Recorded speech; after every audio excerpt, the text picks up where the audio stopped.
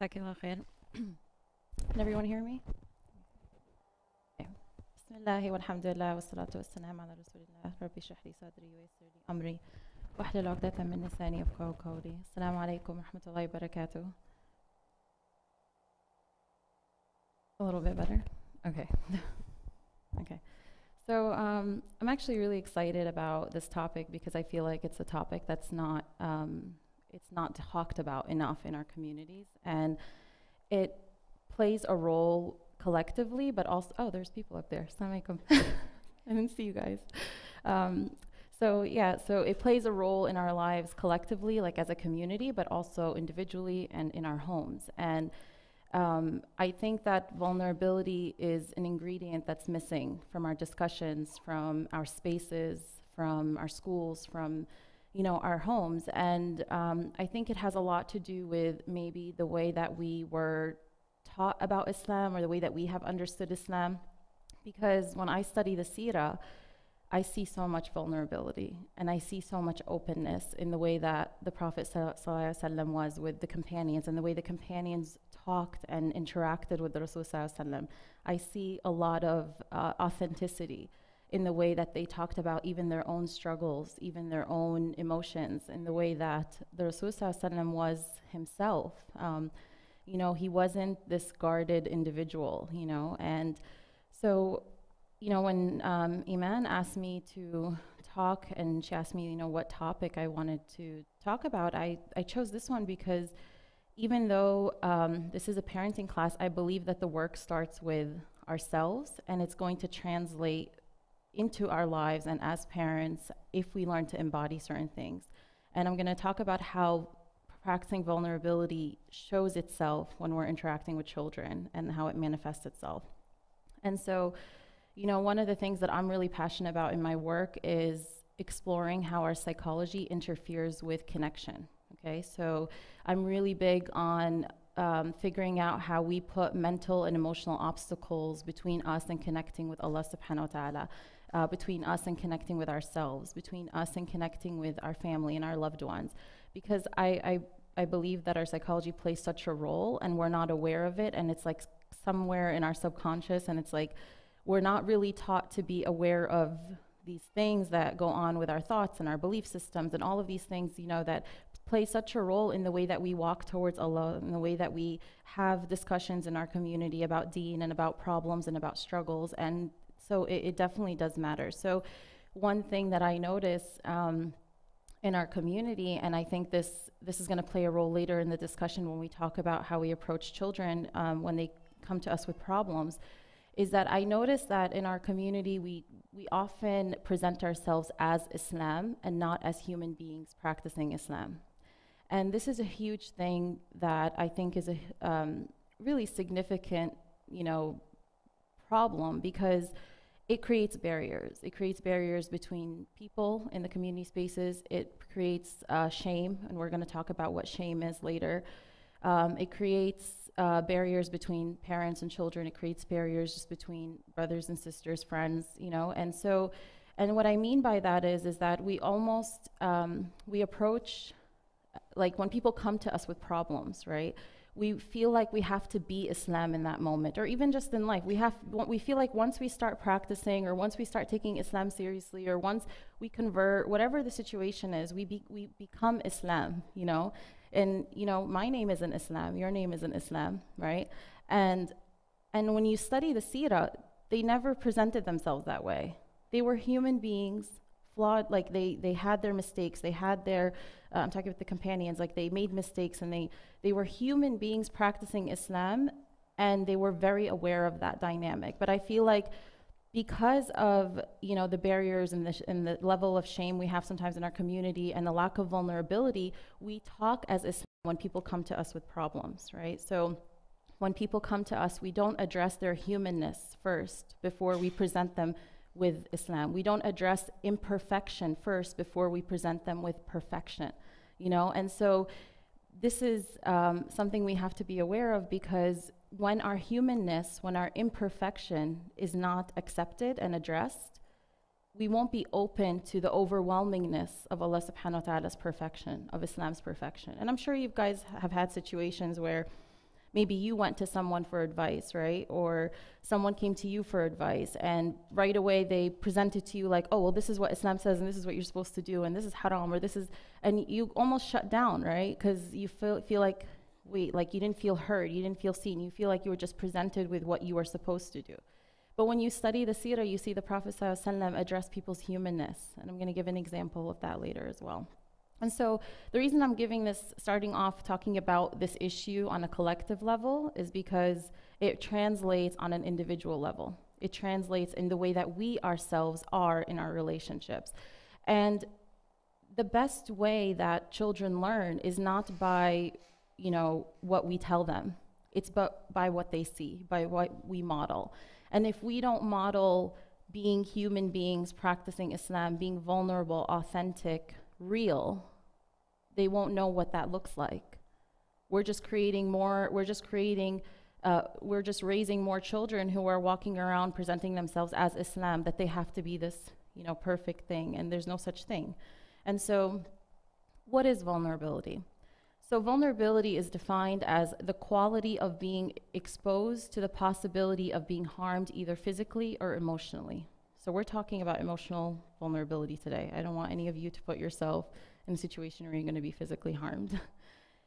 So I'm a big fan of Brené Brown's work. Brené Brown and Kristen Neff. Kristen Neff does a lot of work on self-compassion, and Brené Brown she actually researches shame. And she's a shame and vulnerability researcher, and she does a lot of research on what wholehearted living looks like. What does it mean to be a wholehearted parent, and what does it mean to be wholehearted, to live wholeheartedly? And she does this research on, she researches people who she identified to be wholehearted, and because they're happy, they're happier, they're more present in their relationships, their quality of life is better. And so she explored, like, what does wholehearted living looks like, and so she noticed that one of the most common aspects of wholehearted people is their ability to be vulnerable. Okay, and she talks about that even when it comes to parents. So she defines vulnerability as uncertainty, risk, and emotional exposure. Those three things. Vulnerability is you being authentic and real and open, even though you're uncertain, even though there's a risk, even though you're exposing yourself emotionally. And of course, this is a very sacred and very valuable thing, so you don't be vulnerable with just everyone, right? But you have to also choose, the right spaces and the right people to be vulnerable with. So she gives an example, and she says, with that definition in mind, she says, let's think about love. And she says, waking up every day and loving someone who may or may not love you back, that's being vulnerable. Whose safety we can't ensure. Children, we can't always ensure their safety, right? That takes vulnerability. Who may stay in our lives, or who may leave without a moment's notice, or who may be loyal to the day they die or betray us tomorrow. She says that's vulnerability. It's being open and real and authentic, regardless of the fact that we don't know how people are going to react. We don't know how our children are going to react to us being vulnerable. It's a risk, right? But in that risk, there's an opportunity for growth. And so she says the most profound moments that we share with our children, the moments that shape who they are and who we are, happen in vulnerability. They happen when we show up together, when we take off the masks, and when we are able to completely see one another, hear one another, when we feel safe enough to show up. And I really like this definition, this explanation of what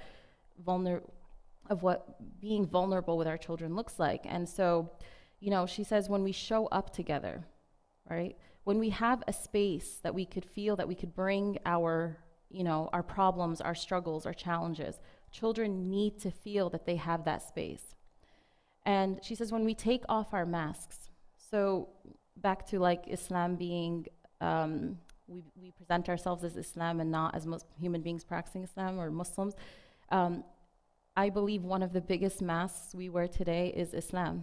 We use Islam as a mask for our wounds instead of a healing for our wounds. We use Islam as a way to kind of cover up the things that we're really feeling. And this is something called spiritual bypassing, right? Where we use Islam to avoid really talking about the core issue, because in our mind, we believe like Islam is the solution for everything, right? So if I just go automatically to Islam, that's going to solve my problem. But Allah tells us to be accountable and to be personally responsible. So it's not about spiritually bypassing. It's not about avoiding your problem and saying Islam is going to be the solution, right? It's about using Islam as a means of healing, not as a mask for your wounds, not as a barrier, not as an obstacle. And many of us use or abuse Islam in such a way. And so she says, you know, the profound moments we share with our children are the moments when we take off the mask. And when we're able to completely see one another, hear one another, and when we feel safe enough to show up. And so she talks about how one of the aspects of the people who practice wholehearted living was that it showed that they saw that being modeled growing up. They had parents who were okay with uncertainty, who were okay with not knowing, not having all the answers, you know? And so that was one aspect that came up in the research. And so what prevents vulnerability? Shame is a huge thing. The fear of shame is what keeps people guarded, is what keeps people, you know, makes people want to put up that wall. It's what makes people retract, right? And so what is shame? Shame is this intensely painful feeling that we are somehow flawed, that we are somehow unworthy of love and acceptance. And so, you know, this is huge because I know many of us growing up, we heard this concept of you have to have shame, like in the deen, right? And I truly believe that I don't think the word is translated correctly because there's a difference between guilt and shame. So shame is when you feel you yourself are flawed, like something is wrong with you, okay? Guilt is when you feel that the action is wrong and you feel remorse about the action. Guilt is necessary. Guilt is something we all need. It's adaptive, it's healthy, it actually can be utilized for change, right? But shame is destructive. So I do not believe in no way when they say, oh, you have to have shame in the, like, you know, when they talk about like our sins and or like the concept of shame comes up a lot. And I know a lot of people as a therapist, I know a lot of people struggle with this, is they're taught to be shameful. And but if we define it as to feel like you yourself, something's wrong with you, I don't think Allah subhanahu wa ta'ala wants us to feel that way. So I'm thinking that the Arabic word that that has been translated into shame is translated, there has to be a better word for it. You know, sometimes the words in our deen, we can't do justice to them, right? And so I believe, yes, in feeling in awe of Allah subhanahu wa ta'ala and fear of Allah's displeasure, in feeling like, you know, I can't do that while Allah's watching me, like things like that. But to feel that you yourself are flawed, like something is innately wrong with you, I don't think we're really taught to believe that. And so shame versus guilt is a huge thing. It's, you know, I love to do my research on shame versus guilt, and I love to read up on it. And, you know, parents who have shifted from shame and guilt, some parents didn't even know that they were shaming, right? They didn't know because it's something that we're not really aware of the distinction. And so, you know, but it has proven to really empower children. They actually did a research study on fifth graders, and it was a cohort study, so they followed them all the way until they were 18, okay, like 12th grade. And so they studied shame-prone children and guilt-prone children, okay, children who were more like prone to feeling shame and children who are more prone to feeling like guilt, okay? So just to be clear, shame is when you feel you are flawed, and guilt is when you feel and you recognize that the action you did is flawed and it's wrong. And so the guilt-prone kids were more likely to finish, the shame-prone kids were more likely to engage in high-risk drug, alcohol, and sexual behaviors and did worse academically. And the guilt-prone kids, the ones who understood guilt and not shame, were more likely to finish high school, apply for college. They were more engaged in the community activities, and they engaged in lower high-risk behaviors. So why? Because when you walk through life feeling like something is wrong with you, that you are flawed, that affects every other area in your life, right? And unfortunately, many of our spaces have a shaming culture. You know, many of our spaces do not talk about guilt, we talk about shame, you know, not directly, we don't say let's talk about shame, but you know, we talk about, we you know, promote shame in the way that we react to people's struggles in our community, in the way that we react to people who look differently than us, or who act maybe differently than us, who, you know, who do not fit this box that we have defined as this is what Islam looks like, and everybody should fit into this box, right? So we've created a lot of shame culture, much of a shame culture in our communities. And so this translates into our homes. So she, you know, there's a good example that she gives, and she says, you know, her daughter spilled her milk, and you know, when she dropped her milk, you know, she tells her, like, everyone drops milk, you know, everyone has accidents, and I don't want you to think like you're like clumsy or you're like, you know, flawed in any way. And then she gives an example, and she says, so then an hour later she comes to the kitchen, and Brene is talking about how she's like, you know, she's mixing the spaghetti with the spoon full of sauce, and she drops the whole spoon with the sauce, right? And she goes, God, I'm an idiot, you know? And so she says, which one do you think is more powerful? The fact that I sat with her and told her, you know, everybody drops their milk, everybody drops stuff, and you know, and making her feel good? Or was it the fact that she just called herself an idiot after she dropped the spoon herself? So it's what she modeled, right? It's the same thing as, like, if you want your daughter to believe that, you know, she's beautiful, or, you know, and then you kind of tell yourself in front of her, she hears you, you know, kind of put yourself down about how you look or whatever, you know, it's just, which one is more powerful? It's what she sees you doing. Modeling is such a huge thing, and there's so much research out there about, you know, modeling, you know, and how children just so easily learn by imitating. It's so powerful. You know, I don't know if you guys heard of the Bobo effect, the Bobo doll research experiment, where they had a Bobo doll with the children, and they watched somebody else hit the Bobo doll very aggressively, and then right away the children started hitting the Bobo doll very aggressively, even though they weren't initially doing that.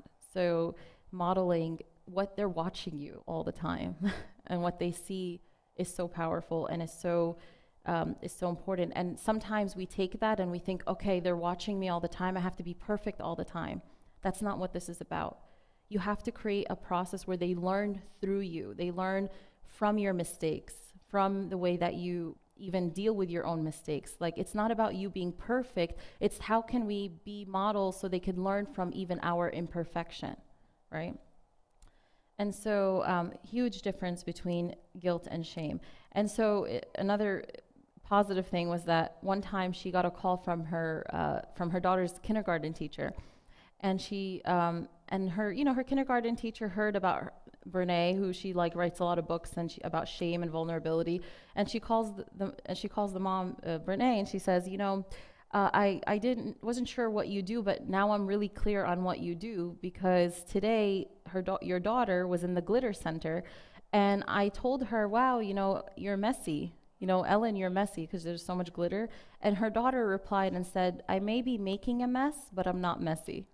Okay, so she obviously embodied this whole like shame versus guilt thing, but that's so powerful, and that's going to help her, because, you know, if you feel an action is flawed, you still have control, you still have power, you still feel like, okay, well, if the action is flawed, then let me look at ways I can change the action, right? If something is messy, I have control over that. Let me see how I can clean up the mess.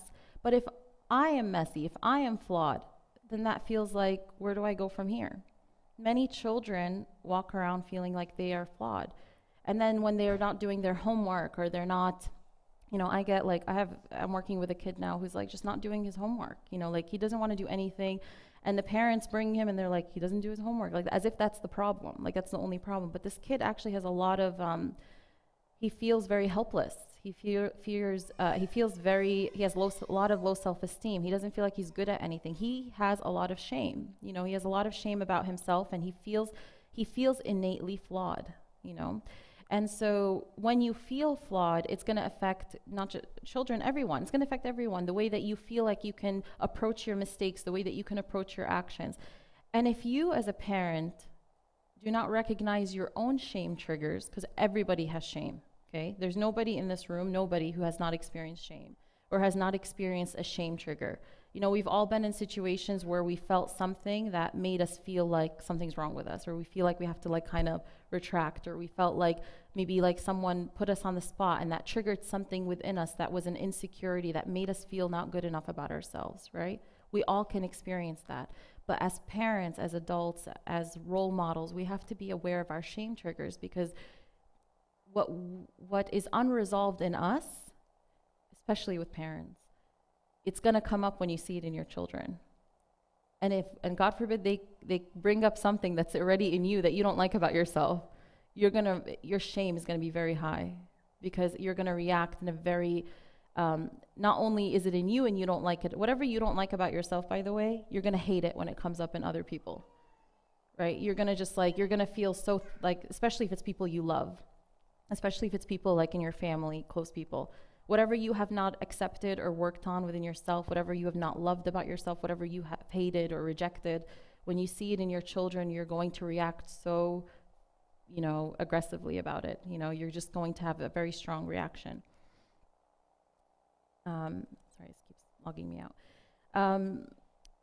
So that's one of the main things about being vulnerable, is being ourselves being aware of our own shame triggers, you know, when, and like if we feel like, you know, we're silly or stupid for making mistakes, when our kids come to us with their mistakes and we feel shame about our own mistakes, we're not going to really model for them that.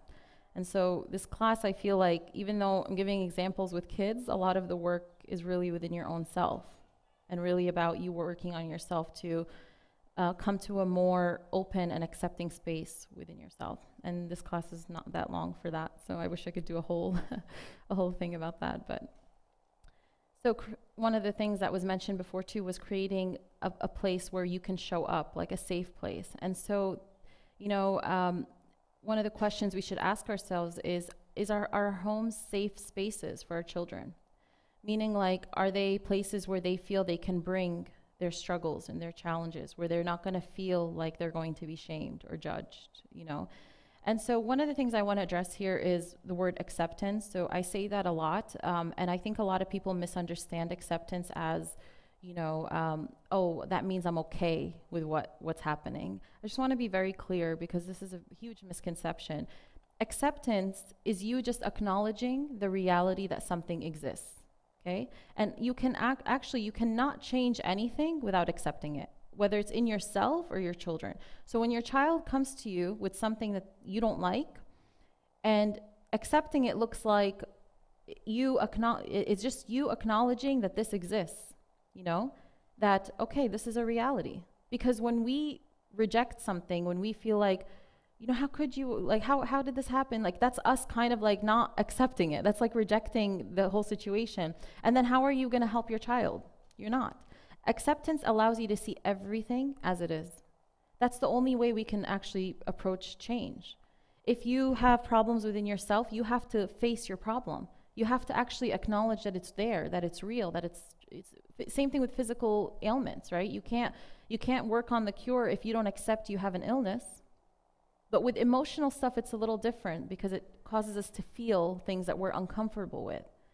But whether it's problems within yourself or your children, the first thing is to be able to accept it, is to be able to, you know, to acknowledge that it's there and it's a reality. So are our spaces places where they can where they feel that they can work with you on the problem, where they feel like you are there with them, ready to work on the problem, and not, you know, and not going to shame them or judge them. And so sometimes we don't realize that we create spaces in our homes or spaces for our children in a way that models that this is a space where like it's a perfection space, you know. And I'll give you an example. I had a client who, you know, she's been through a lot of like challenges in life, a lot of abuse, and so she's a single mom. And one of the things I was working with her on was the space that she creates for her children. So she's really, she prides herself on being, you know, having a home that's like a great environment for her children. So, and she works very hard on that. But when we began tackling what this environment looks like, it was an environment where We don't bring negative emotions because this is a positive place, right? And so I had to work with her on that because her idea of what a safe space or what a haven looks like was very rigid, right? And many of us do that. We think that a healthy space is a space without negativity. We think that when people bring their emotions that don't feel good, we call that negative. We say, hey, don't be negative, right? It's not always negativity, you know? It's actually people just having their emotions and they need a space, especially children. And so when we are not in that space to deal with those challenges, we say, oh, that's negative, or, you know, but we need to create spaces where they can bring. A safe haven isn't a space where good feelings happen. It's a space where people can bring their negative emotions and we're okay. We're not gonna be so uncomfortable that we're gonna avoid it. You know, that's what a safe haven is. It's a space where all emotions are accepted. And I always refer to Rumi's poem, The Guest House. I don't know if you guys are familiar with it. But Rumi, he talks about, you know, emotions coming in and out of our day. And he talks about how in one day, you know, that he's like, this house, you know, your day is like a guest house, basically, you know. And in one day, like, you have happiness comes in, you know, shame comes in, anger comes in, you know, good and bad, good and, you know, comfortable and uncomfortable emotions, right? He says, welcome them all. He's like, accept them as all visitors, welcome them, and see what they have to offer you. And if we could just change the way that we view emotions, and we could shift into that place where we see emotions as having something to offer to us, we're going to change the way that we approach emotions when our children bring them. Because if we think that happiness and all these good feeling emotions are the only emotions that have something to offer to us, when we get a negative emotion or emotion that doesn't feel so good, we're going to look at that as an intruder. Why are you intruding on my space, this happy place that I created, right? But those emotions have something to offer to us too. Those emotions, the agitation that your child brings, the irritation, the anger that your child brings, those are pivotal opportunities for growth. And if you, in those moments, do not allow your child to have that space where their emotions that don't feel so good aren't welcomed, then they're going to learn that they have nothing to offer to them. Those negative emotions, those uncomfortable emotions, they have nothing to offer me. I only want to now seek what feels good all the time. And this is what creates a nafs promoting culture also, right? Because what does the nafs want? The ego containing self, it wants to feel good all the time. And so what we do to encourage that is we dismiss anything else that doesn't feel good when it comes to our emotional well-being.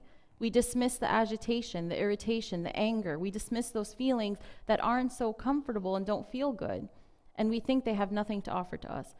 But Allah subhanahu wa ta'ala gave us a rich emotional experience, and every emotion there's an opportunity in every emotion to teach us something, you know, to offer us something about ourselves, about our situation, you know. And even Rumi at the end, he says each has a message from the beyond. Like each one, he says, welcome them all because they each have something to offer to you, basically.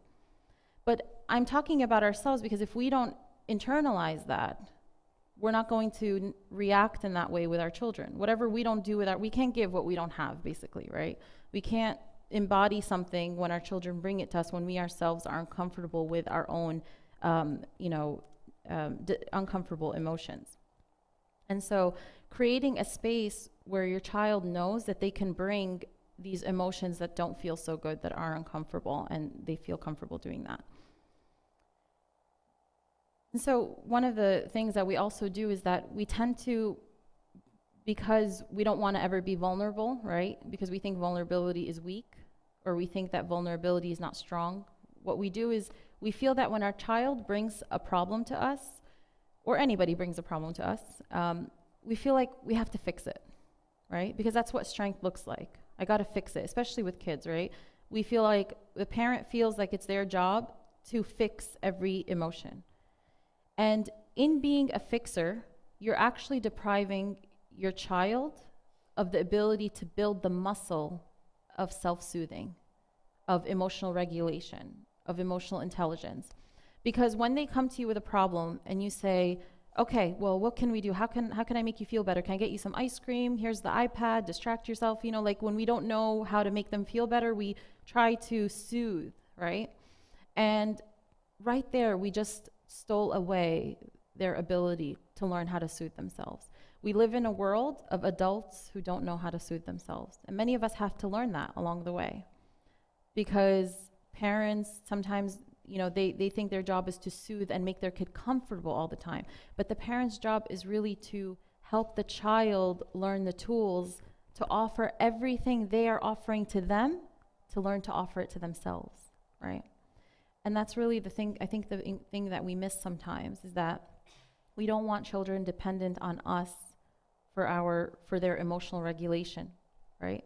Because we're not always going to be with them. And so they have to be able to learn how to soothe themselves when you're not there to comfort them, right? And I'm not saying don't comfort your children, by the way. I'm just saying, you know, I hope I didn't create something today. But yeah, just, you know, I'm talking about the way in which we react to their, you know, their negative emotions. And so how many of us are comfortable with being able to sit still with our discomfort and not really feel like and feel okay that we don't have the answer to them? How many of us are comfortable with that, even with ourselves? When we are struggling or we go through emotional agitations, we feel like, you know, our nafs is very uncomfortable, by the way. So the nafs wants emotional security. It wants to feel, you know, it has all the answers. So when your mind comes back with no answers, whatever, you have a problem, a situation you can't figure out, you know, confusion, your nafs hates when your mind thinks and thinks and thinks and comes back to it with no answers. Because it's still restless, it's still feeling agitated, it's still uncomfortable. And so it tells you, think again, think again, think again. And then you can't get yourself to feel like, you know, you can't take away that emotional agitation. So that's why people get angry or they get frustrated and they project. There's all these like mechanisms in the way people deal with their anger. They take it out on the next person. It all goes back to this. We were not able to sit with the discomfort of, one, not knowing the answers. Two, being able to sit with an emotion that doesn't feel comfortable. We don't know how to accept. We don't know how to sit still and be like, this is how I feel, and that's okay. And take it to Allah subhanahu wa ta'ala, to take these emotional agitations, to take these shifts to Allah subhanahu wa ta'ala. And so it takes a little bit of, in order for you to do that, you kind of have to stop looking at these emotions as enemies, as intruders, as a sign of you being weak, or as a bad reflection of you, or that, you know, to kind of reduce the shame that you have because of these emotional experiences that you're feeling. And then when we're able to do that, then when someone comes to us with a problem, or someone comes to us with, or a child comes to us with an agitation, we don't always go straight into distracting them, but we also don't go straight into, here's what you need to do. How many of us do that? When our friends or our children come to us for advice, sometimes we feel like we have to tell them exactly what they need to do in that situation. But it really goes back to this. We ourselves are so uncomfortable with them having that emotion that we feel like we need to take it away. And so we start advice giving. And sometimes we start advice giving even before we even really fully accept the reality of their entire situation, to know it fully, to really see the person. She talks about being seen, being heard. Many of us don't really see people, you know? We see what we want to see. We hear what we want to hear, or we compare them to where we think they should be. But to actually be present with somebody, to actually be able to give them advice, you have to sit with the reality of who they are as they are, without you trying to mold or manipulate or change. That's the way that we get and see people and hear people, is that to just sit in the moment with them. And children need this. You know, there was a time where the Sahaba, the companions, were waiting for Prophet Muhammad sallallahu alaihi wasallam, and he didn't show up, and he's never late. So they went to find him, and they found him sitting with a little boy who had lost his bird. And the bird died. And so the Prophet ﷺ told the Sahaba to sit down and give condolences to the bird. And he didn't say it while he's laughing or he was mocking the fact that the child's bird died, and they sat with the child. They sat with the child's experience as it is, where the child was at his developmental stage, right? It's, I get this a lot with working with parents, like especially parents who've been through a lot of trauma and they've been through a lot of difficulties and now they have kids and they've worked so hard to make sure their kids don't have the same life that they've had. And so sometimes they'll say things. I have a client who says, I don't get it. Like, all they have to focus on is school. They don't have any problems. And so, it's being with people where they're at in their life and not minimizing their problems and their situations. And we do that with children too. Child will come and he'll be very upset about something. The parent will be upset about their own situation. Be like, really? Like, I'm trying to keep a roof over our head and you're upset about, a toy or something, and then they kind of minimize that. But for that child, that's a huge thing. You could even equate it to you going through a problem in your adulthood, So this is a great example with the Prophet ﷺ. That story has always stayed with me, just the power of seeing people and being with people where they're at, And so that's really important. And we really underestimate the power of just showing up. Like we think that when we show up for people or when we're there for children or when we sit with them, that we have to like say something, or we have to sometimes just the simple act of sitting with somebody while they're going through a struggle, with sitting with a child and them just knowing that you're there for them is enough, because people more than anything need validation. They need to know that they're supported, because here's what happens when you're agitated. Like I said, so there's the psychology behind it is, and even, we could talk about just the way that we look at it, the nafs and the heart. When you're agitated, your nafs is like in the forefront in that moment, right? Because like I said, it doesn't like to be uncomfortable, especially if you haven't been working on your nafs or you haven't been working on being okay with discomfort. Your nafs is at the forefront. So when someone is speaking to you right away and they're right away giving you advice or they're telling you what to do, they're not speaking to your heart just yet. They're speaking to your nafs. So by validating a person, what you're doing is by seeing them and their struggle, by seeing the reality of their experience, what you're doing in that moment is you're calming their nafs down so that you have the ability to speak to their heart. So because naturally, when someone's agitated and they feel so uncomfortable, the nafs is very uncomfortable. And when you come and you want to offer some advice for the nafs is like, nafs doesn't deal like that. The nafs doesn't just snap into being tamed, And so we need to have, learning about vulnerability is about opening hearts. And we need to learn as a community and even individually and in our homes how to speak to hearts and not egos. And we have to know the wisdom between when we're talking to someone's ego or nafs, and everybody has a nafs, everybody has an ego. So I'm not talking about, that person has an inflated ego. I'm just talking about speaking to nafs versus heart, speaking to ego versus heart.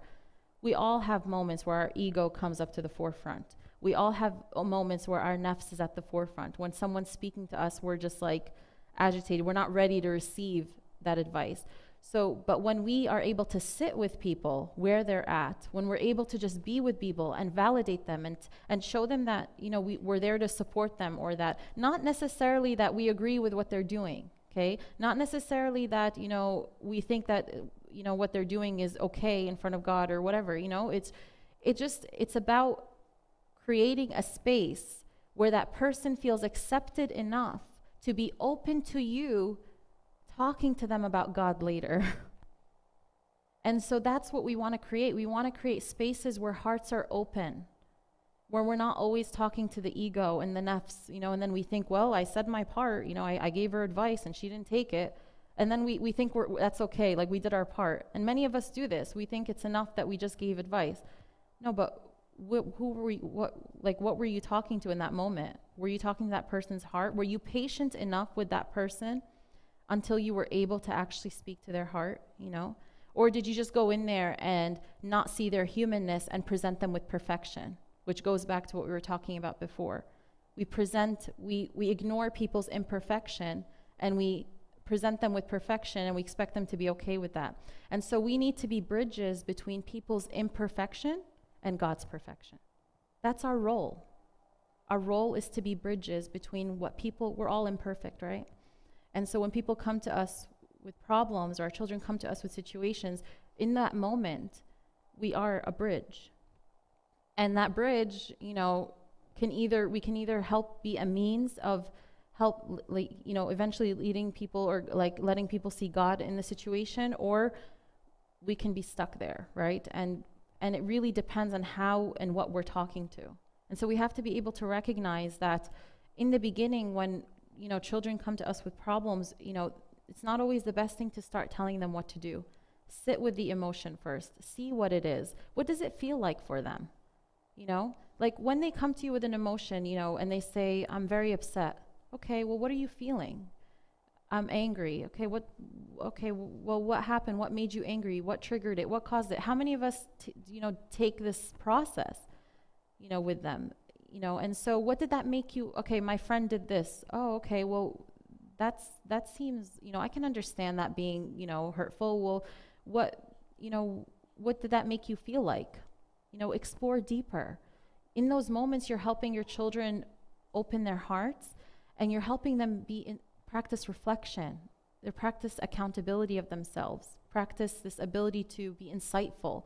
You're getting them to think deeply about what went from the trigger all the way to their behavior, right? Like say they came home and they acted out, right? And you sat with them and you did this introspection with them, this reflection with them. What you're getting them to do is to recognize the relationship between something that happened and their behavior.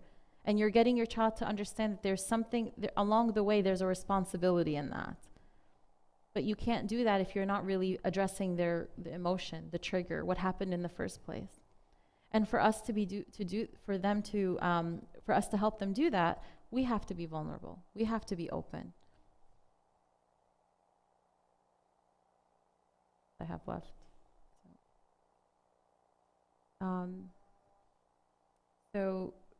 So not feeling the need to always have to fix everything. And then one of the most important things about, reducing shame is self-compassion, right? And so being merciful towards ourselves. And so we want to model that, because in those moments when children make mistakes or they go through things or they go through challenges in life, self-compassion is such a huge tool to help a person be able to actually arrive at a solution for their problem. And it goes back to the thing about shame, where if you feel like you're flawed, as opposed to feeling guilt, where you feel like I see the flaw in the action, you're not going to be able to really arrive at your problem. So self-compassion plays a huge role. And so, and we know the hadith where the Rasul sallallahu alaihi wasallam, he said to the man that said, I have 10 children and have never kissed one of them.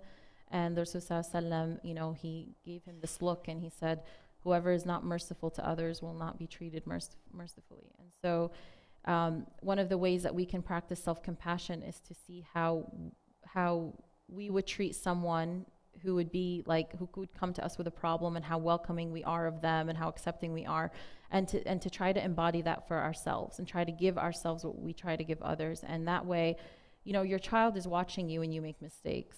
And so, even being open with them about how you've dealt with those mistakes is so powerful.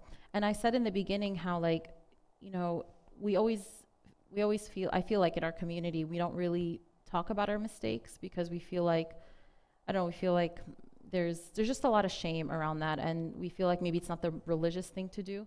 But I noticed that I think it's all about context, and I think it's all about how it's done, because when you study the seerah, one of the most powerful things you learn from the seerah is from the Sahaba's mistakes, or the things that they or their past life, before they converted. Like Omar, he's one of my favorites, and I loved how open he was about the things that he did before he converted, and how he felt, and how those things, even his own feelings towards his past, it's not like he never talked about them after he converted, he still talked about them, but it was in the context of learning, and it was the context of growing closer to Allah subhanahu wa ta'ala, but we learned through his authenticity.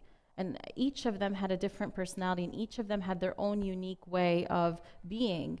And so, you know, I just saw so much like openness and vulnerability in the way that the the companions were around each other, and the way that they even like, you know, sometimes I don't remember the exact hadith, but you know, one of them, you know, thought that he was a hypocrite. I don't remember which one, but you know, they were open about these things. You know, like how many of us feel comfortable to go talk to our teachers and say, well, this is what I'm feeling, like, you know, spiritually, or even in our community spaces. Like they would talk about these things, like, oh, I feel like I might be a hypocrite, you know, and then they go talk to the Prophet ﷺ about it, you know, and they'd bring these discussions, and it would be open. And so there wasn't this like, because everybody knew that you know, this is a space where everyone's trying to grow spiritually, and there is no station of arriving at perfection, you know. And so I think having these discussions about vulnerability being in the seerah, or the way that they were authentic and the way that they approached their own problems or their own challenges, you know, is really powerful. I mean, even the one where I remember a man went to Omar because he was having problems with his wife, and as he went close to Sayyidina Omar radiallahu anhu's house, he heard Sayyidina Omar having a fight with his wife, and so he started to walk back, you know. And so like you always see like these situations where you hear about all these different kinds of like problems that they go through, that we go through today, but they didn't have this concept of like, oh my God, like I'm not going to talk about this because it's going to make me look bad, or it's going to make me, you know, feel shame, or, you know, and whatnot. And so I keep bringing back the community because I think it translates into the way we, you know, because we want to see, if the community is like this, we want to create homes that don't reflect bad on us in the community. That's what it is. That's why I'm bringing this up, because if shame and all of these things are not addressed, if the shame culture is not addressed in our community, it's going to be less likely that homes are going to be built promoting the shame culture, because naturally we want to make sure as human beings in a society, we want to feel like we fit into our communities. So we want to create nurture children that fit into the society, that don't give us shame, or don't give us, you know, that don't go against the culture, you know. And so it really does take a lot of individual work as well as collective. Okay, so I want to end with this. I talked earlier about the wholehearted parenting and the research that was done about what wholehearted living and parenting looks like. And so I want to just go over a few things. Brene Brown, she does this manifesto. It's like basically like statements that she says, and so like towards the child, but it's like for the parent to almost like to have a framework when they're approaching their child. And so she says, there's a few statements that she says that I want to go over, and you could look it up online for the rest of them. It's called the Wholehearted Parenting Manifesto. Okay, so she starts off by saying, above all else, I want you to know you are loved and lovable. You will learn this from my words and actions. The lessons in love are in how I treat you and how I treat myself. So this is, obviously these are messages to the child, but in essence it's a message to you, right? And so being loved and lovable, you know, making sure our kids know that they are loved and lovable even when they're making mistakes. So how do we give that message to them when we're upset with them, but at the same time we want them to still know that me being upset with you does not mean I don't love you anymore. And children need to know this, because they don't have the developmental capacity to differentiate between being loved and you being upset with them. And actually, in the psyche of children, they thrive on making sure the parent is happy. That's actually part of a child's psyche, is that they always want to seek the approval of a child. And I think such hikmah behind the way child development is, because it's almost supposed to set up your relationship with Allah subhanahu wa ta'ala. And that just shows you how powerful of a role, such an amana that parenting is. Because you're either going to be that bridge between your child and Allah subhanahu wa ta'ala, because your child's ability to understand Allah subhanahu wa ta'ala later on, whether he's a merciful God or whether, you know, he's merciful towards them or whether he's loving towards them, has everything to do with how you are with them. You know, the people that I've worked with that cannot at all connect to Allah subhanahu wa ta'ala loving them are the people who never felt loved by their own parents. The people who grew up in environments where their parents were so harsh and didn't show the love even when they were upset. And so, and this is why we have a problem in our community where we think that the fear of Allah subhanahu wa ta'ala negates the love of Allah subhanahu wa ta'ala, right? Because a lot of people grew up fearing their parents, and in those moments they didn't feel, how could someone love me even though I'm scared of them, right? And so can love exist when there's fear? Absolutely. And this whole thing of love, and one of the things I really try to clarify in my teachings is love and fear are not opposites. If you look in the Quran, Allah subhanahu wa ta'ala never equates love and fear together or compares, or, you know, it's always hope and fear. We want to have a balance between hope and fear, because love is always the foundation in which hope can stem and fear can stem. You can love someone and hope for them to be happy with you and hope for their pleasure, and still fear that they'll be upset with you, right? And still fear their displeasure. And think of and we learn this from how? How do we learn this? From an interaction between a child and a mother, a child and a parent.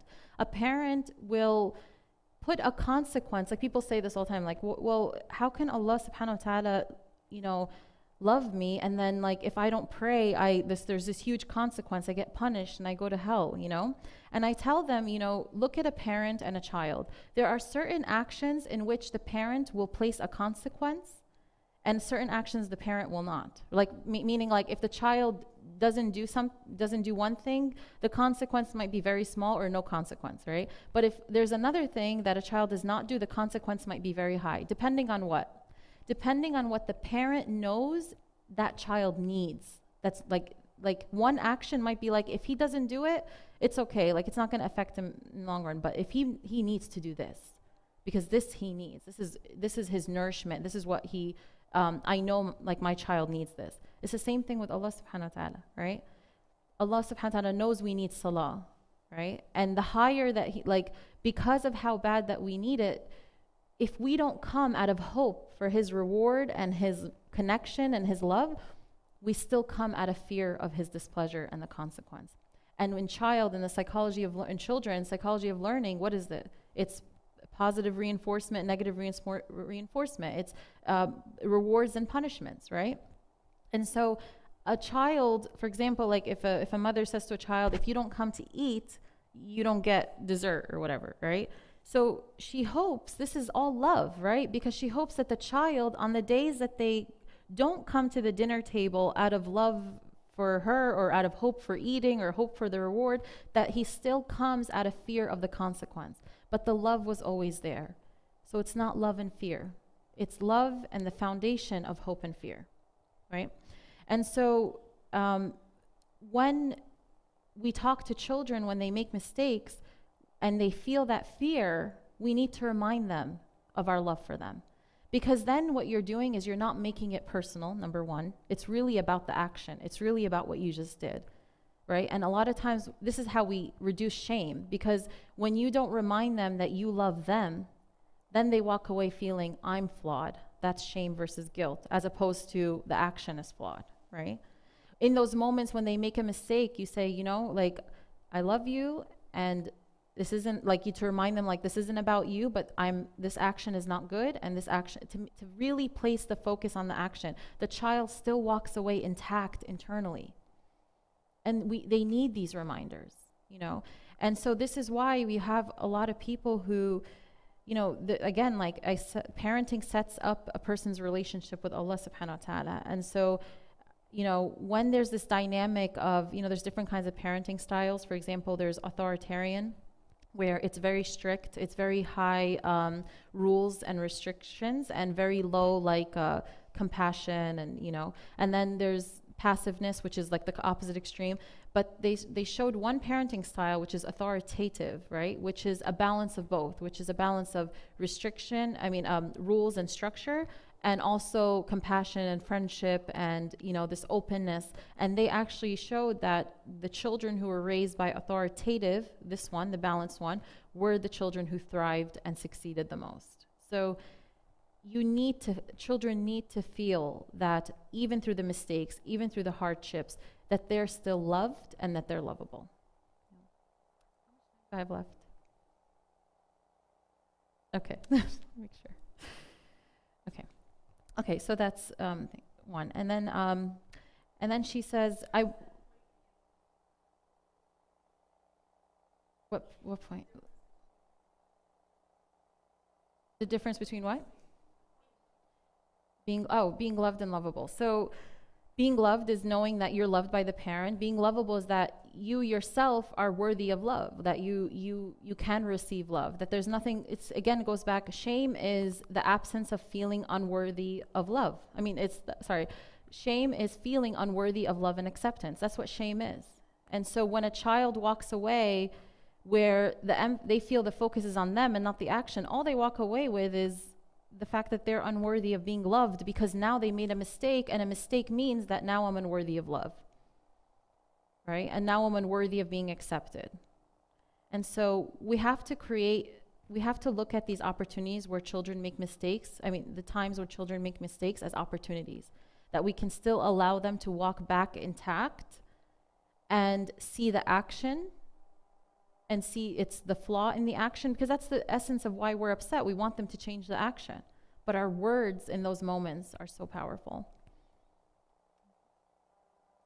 And then she says, I want you to engage with the world from a place of worthiness.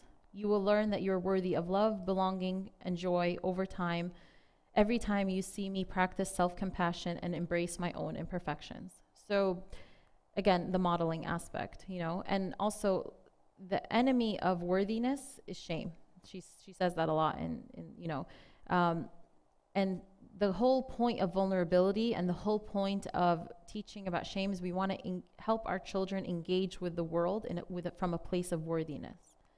And so how can we teach our children to feel worthy that, we know Allah subhanahu wa ta'ala, for example, we know that Allah honored the son of Adam. We try to teach these concepts to children because we want their worth to be tied with the Creator, right? But children, for the longest time, they had you, and you were the one that they were seeking their approval. This is the start of it. This is the start of their relationship with their Creator later, right?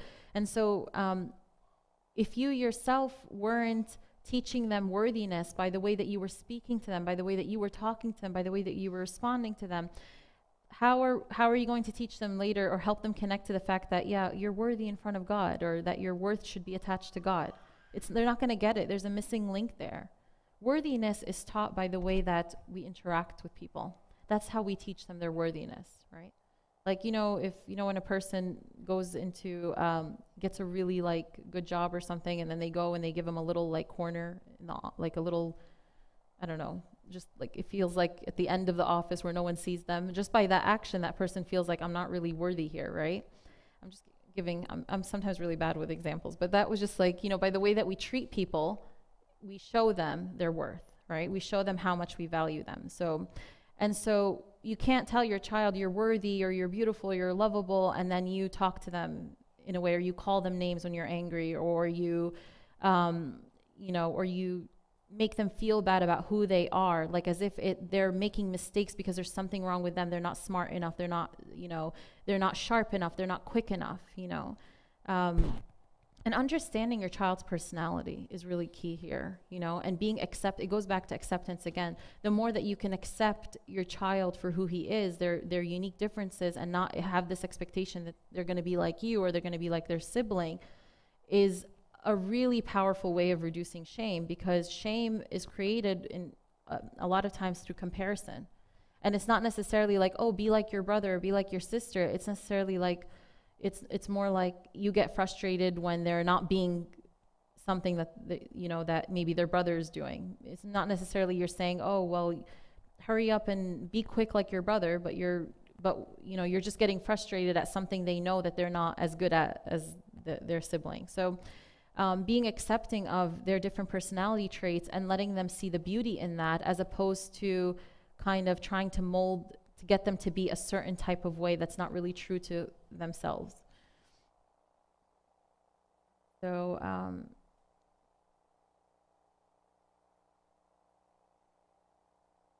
okay. She says, when uncertainty and scarcity visit, you'll be able to draw from that as part of your everyday life. So when there's moments of uncertainty, when we don't have all the answers, when we don't know what life will bring us, when there's risk involved, you know, and to be able to help them sit with that, and to help them to be okay with that, and to know that, you know, that's part of everyday life, and that uncertainty and risk has something to offer to us. And so finally, I just want to end with this statement, and she says, parenting is making a journey with our children towards wholeheartedness. And so it's being able to kind of come with our whole heart and be open and transparent and authentic and real, and doing it together, and them feeling like they're on this journey with you, as opposed to, I'm the parent and let me tell you, you know, like, you know, it's not like it's not something that they feel like you're in it with them, as opposed to like you're there to tell them if they're doing it right or wrong, you know. And with that, I will end here, inshallah.